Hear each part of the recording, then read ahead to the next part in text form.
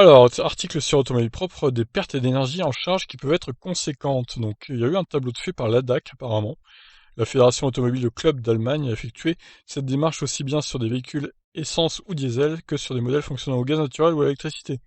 Si des différences plus ou moins importantes ont été constatées pour les véhicules de toute énergie, l'interprétation est particulière au sujet des voitures électriques.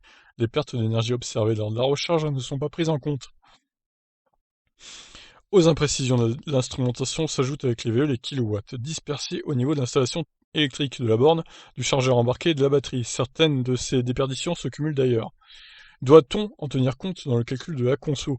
C'est en tout cas ce que l'organisme allemand défend en arguant que l'électromobilien est amené à supporter financièrement plus ou moins la plupart de ces pertes.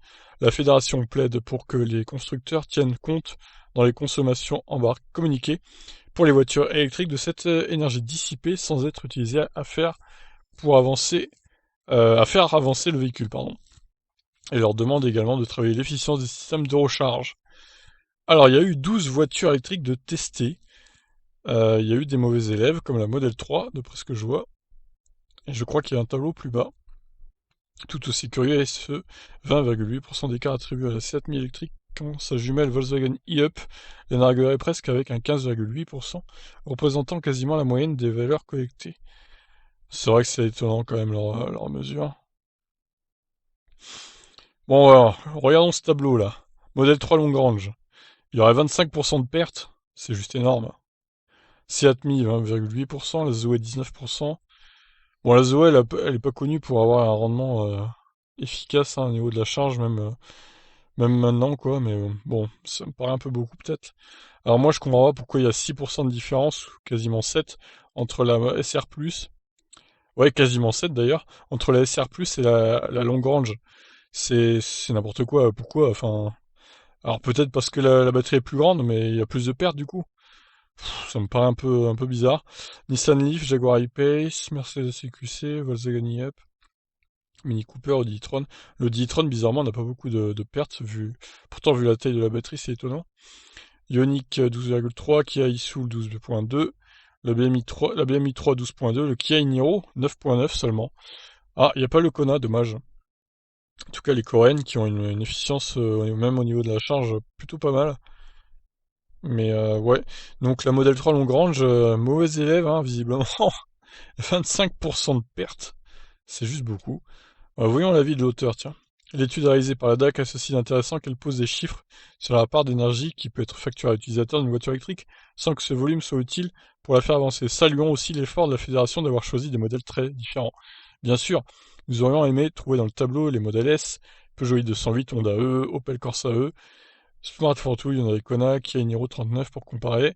Par exemple, le travail de la DAC souffre de diverses imprécisions qui appellent à prendre ces chiffres avant tout comme des ordres de grandeur plutôt que comme des données très précises. Pour commencer, certains modèles sont insuffisamment identifiés, confèrent la Nissan Leaf, la Renault Zoe et la Hyundai Ioniq. Les différences existent forcément selon que le véhicule est branché sur un chargeur rapide, une borne accélérée ou une prise domestique. Le modèle du matériel externe de recharge a également une influence, tout comme la température de la batterie et celle environnante au moment de l'opération. Plusieurs questions se posent alors. Ces pourcentages représentent-ils une moyenne après plusieurs scénarios de recharge très divers? Tous les VE ont-ils été testés sur le même matériel de recharge quand ils sont acceptés par tous ou la plupart? Quelle différence constatée entre les recharges lentes, accélérées, rapides?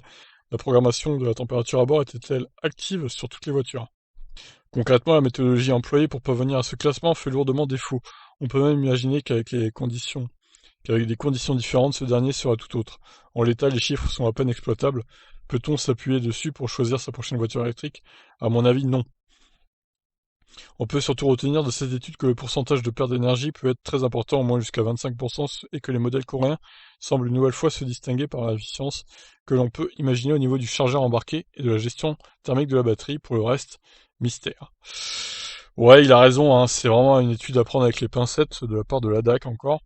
Donc il y a des chiffres, voilà, faites-en ce que vous voulez, mais ne vous basez pas sur ça, je pense, pour choisir votre VE, parce que honnêtement, je pense pas que ce soit très réaliste comme chiffre. Moi, je prends par exemple, alors que la Seat Mii et la Volkswagen e-Up ont la même batterie, la même efficience normalement, la même conso, le même système de recharge, il y a 5% d'écart pile entre les deux, quoi. Ça, c'est pas du tout logique, pour le coup. Les deux Zoé, bon, a priori, elles ont quasiment le même écart, ça va. Pareil, la modèle 3 Standard Range Plus et la Long Range, ça fait 7% d'écart, ça me paraît beaucoup aussi. Il y a un truc qui cloche là-dedans. Et le pareil, le Kia e-Soul et le Kia Niro, il y a 3%, il y a 2,3% d'écart, alors que c'est le même matériel dedans. Donc voilà, il y a des trucs qui sont bizarres. Voilà, c'est pas une étude à prendre, je pense, avec beaucoup de sérieux. C'est bien d'avoir essayé, mais bon, c'est pas suffisant pour moi. Je vous laisse réagir. Ciao.